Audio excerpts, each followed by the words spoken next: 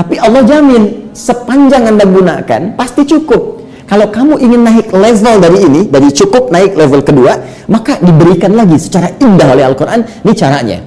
Kalau kamu ingin naik level, begini caranya. Sehingga tetap setiap level itu sesuai dengan kecukupan perjalanan hidupnya sampai ia pulang. Tapi kalau levelnya nggak dipelajari, maka jadi beban. Ini yang menyebabkan seseorang dari cukup jatuh ke bawah, turun, miskin.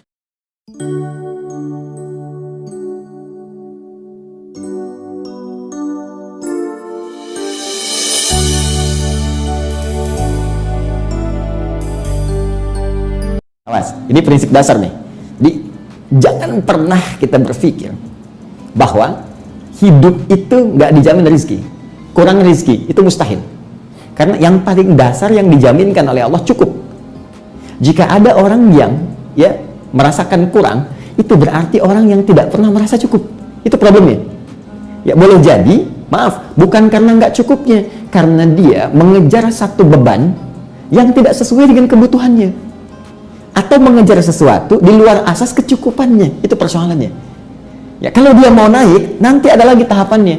Tapi Allah jamin sepanjang Anda gunakan pasti cukup. Kalau kamu ingin naik level dari ini, dari cukup naik level kedua, maka diberikan lagi secara indah oleh Al-Quran. Ini caranya. Kalau kamu ingin naik level, begini caranya. Sehingga tetap setiap level itu sesuai dengan kecukupan perjalanan hidupnya sampai ia pulang. Tapi kalau levelnya nggak dipelajari, maka jadi beban. Ini yang menyebabkan seseorang dari cukup jatuh ke bawah, turun, miskin. Dari miskin turun ke bawah lagi, fakir. Kalau dia nggak pernah belajar tangganya, maka selamanya dia tidak akan pernah naik. Dan saat akan naik pun karena tak pernah punya tangga, kemungkinan besar akan jatuh. Nah, jadi pembuktian dari awal persis seperti Sayyidah Maryam alaihissalam itu diberikan dulu pendahuluan oleh Allah sebelum melahirkan Nabi Isa alaihissalam dengan cara yang tidak biasa. Sayyidah Maryam diberikan pengantar oleh Allah. Apa pengantarnya?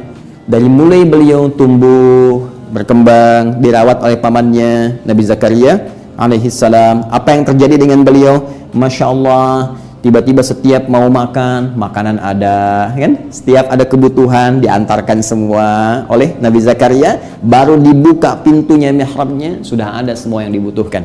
Itu yang sering saya ulang-ulang kan? Di Quran surah ketiga, di ayat yang ke-37 itu.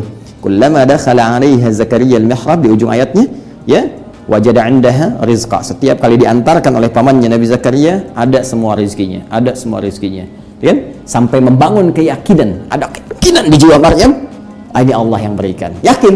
Kalau sudah yakin dengan Allah, seyakin-yakinnya, tersambung dengan kuat, itulah nanti puncak keimanan yang paling dalam. Dengan semua itu muncul ketawakalan. Jadi udah nggak berpikir yang lain lagi, karena sudah merasa dibuktikan oleh Allah. Makanya ketika pamannya bertanya, ya Maryamu anna laki hadza, Maryam dari mana semua ini? Qalat, langsung dibuktikan lewat lisannya, huwa min indillah, ini semua dari Allah subhanahu wa ta'ala. Karena sudah yakin semua dari Allah, sudah tawakal kepada Allah, makanya nggak aneh lagi ketika tiba-tiba beliau mengandung, ditiupkan rohnya oleh malaikat Jibril alaihissalam tanpa pernah disentuh laki-laki manapun, karena sudah dekat dengan Allah dan diberikan informasi. Di situ sudah nggak ragu lagi dengan semua anugerah yang Allah berikan. Bahkan dikuatkan lagi, bayinya baru lahir sudah bisa bicara. Ini Abdullah. Quran surah ke-19 ayat 31 itu, ya, diperintahkan untuk sholat, untuk mengabdi kepada Allah, berbakti kepada ibundanya dan seterusnya.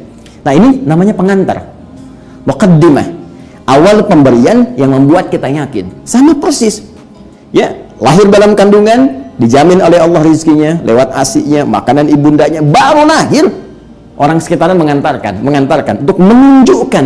Makanya orang tua saat dianugerahi anak misalnya terlahir, datang orang tua orang lain, datang tetangga, datang kerabat, bahkan yang tidak dikenal, sesungguhnya itu adalah pertanda dari Allah untuk membangun keyakinan. Hei, kamu jangan khawatir ya, anak ini aku jamin rezekinya, kata Allah. Sekarang aja yang nggak kamu kenal datang, kamu nggak usah khawatir, asal kamu berikhtiar dengan cara yang benar, Allah tunjukkan jalan untuk mendapatkan kecukupan dalam kehidupan. Paham di sini? Ya. Jadi ini yang pertama mesti kita bangun. Jadi jangan khawatir, jangan pernah membangun persepsi di benak kita bahwa ini bisa miskin, bisa fakir. Tidak. Batas paling rendahnya cukup. Kemiskinan hanya terjadi bagi orang yang tidak pernah merasa cukup. Sedangkan orang yang selalu mencukupkan dirinya, maka pada hakikatnya dia adalah orang kaya yang sesungguhnya. Nah, ini poinnya.